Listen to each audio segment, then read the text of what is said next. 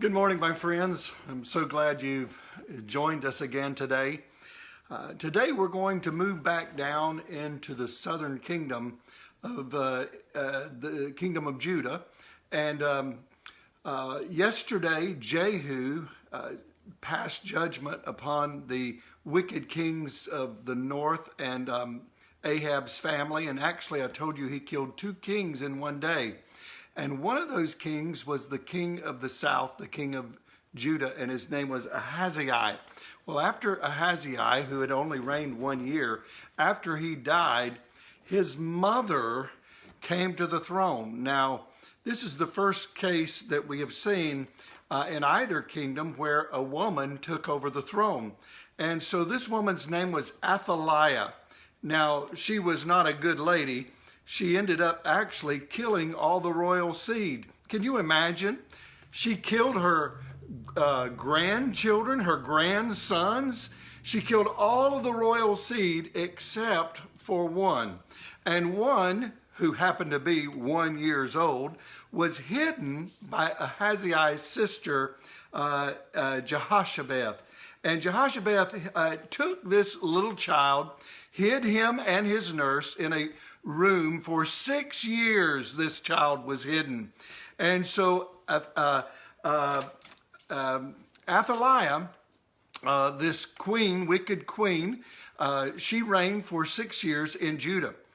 Well, then the priest Jehoiada, which happened to be Jehoshabeth's father, Jehoshabeth's father was the priest, and he decided that he was going to make Joash, this 1 year old child, king.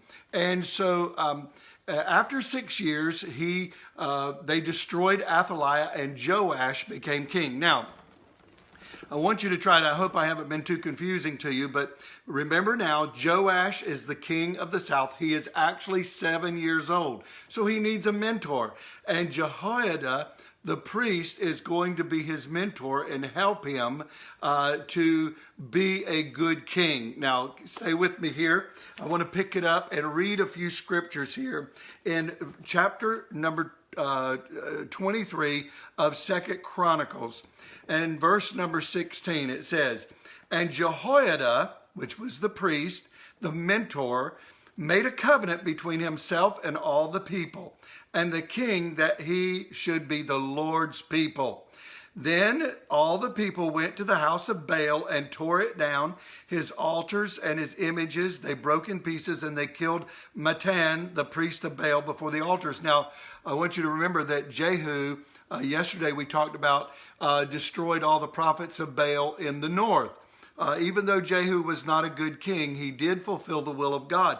But now Jehoiada, through the power of the Lord, has helped Joash to become king, 7 years old, and he has destroyed, Jehoiada has destroyed all the Baals there in the south. Verse number 21, it says, "So all the people of the land rejoiced, and the city was quiet after Athaliah had been put to death with the sword." After her 6 year of wicked reign this way, you know she was pretty wicked if she would kill her own grandchildren. Now, I've got grandchildren. I know that would, even my own children, I could not imagine doing such a tragic thing. But she was so wicked that she killed all of her grandchildren except the one who was hidden, and his name was Joash.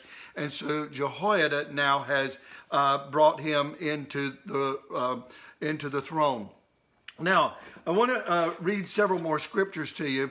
Joash, the king, through his 40-year reign, he began to repair the house of God. Did some good things. But I just want to read kind of a few scriptures to give you the setting of Joash's reign. In verse number 2 of chapter 24, "And Joash did what was right in the eyes of the Lord all the days of Jehoiada the priest." Hold on to that. All the days of Jehoiada the priest, the one who had mentored him and helped him and spared him. The latter part of verse number 14, "And they offered burnt offerings in the house of the Lord regularly all the days of Jehoiada." That is Jehoiada the priest. Verse 15. "But Jehoiada grew old and full of days and died. and he was 130 years old at his death. And they buried him in the city of David among the kings, because he had done good in Israel and toward God and his house. Now, after the death of Jehoiada, and this is where I'm leading up to this morning for our point. After the death of Jehoiada, the princes of Judah came and paid homage to the king. Then the king listened to them, and they abandoned the house of the Lord, the God of their fathers, and served the Asherim and the idols, and wrath came upon Judah and Jerusalem for this guilt of theirs. Yet he sent prophets, that is, God sent prophets among them to bring them back to the Lord. These testified against them, but they would not pay attention. Then the Spirit of God clothed Zechariah, the son of Jehoiada, this mentor for Joash, the priest, and he stood above the people and said to them, "Thus says God, why do you break the commandment of the Lord so that you cannot prosper? Because you have forsaken the Lord, he has forsaken you." But they conspired against him, and by command of king, which is Joash, they stoned him with stones in the court of the house of the Lord. Thus Joash, the king, did not remember the kindness that Jehoiada, Zechariah's father, had shown him, but killed his son.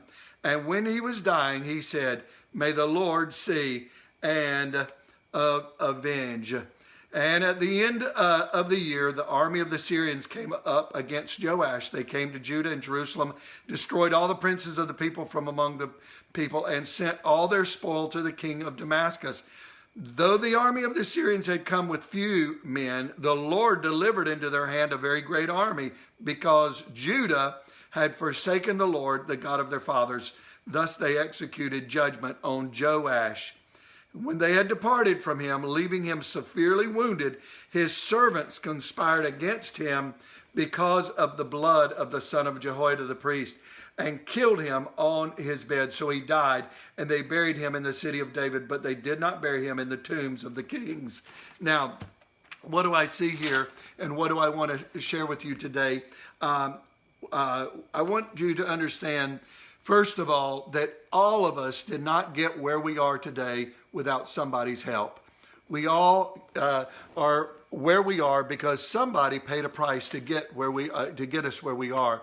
And so we need to be thankful and appreciative for all those people who brought us to where we are. And don't forget them. Second, it is important of how you end your life. It's not the beginning as much. I mean, of course, that's important too. But we see in Joash's life, he did not end well. And so, my friends, especially those of you that maybe have been serving the Lord a long time, let's not falter. Let's continue to work hard and end well. So remember this, two things. Remember, you're not where you are today. It could have been a father, brother, a mother, a boss, or someone has worked and invested in your life to help you get where you are. Let's not forget them. And also, let's end well. Father, I pray for our people today. God, may we remember these truths. And Lord, let us not be like Joash, who started well but didn't end well. He did not remember those who helped him get where he was and his successes. But God, may we always remember, first and foremost, you, because you've helped us get there, but also those that have paved the way before us. God, I pray, give our people a blessed day today in Jesus' name. Amen. God bless you, and we'll see you tomorrow. Bye-bye.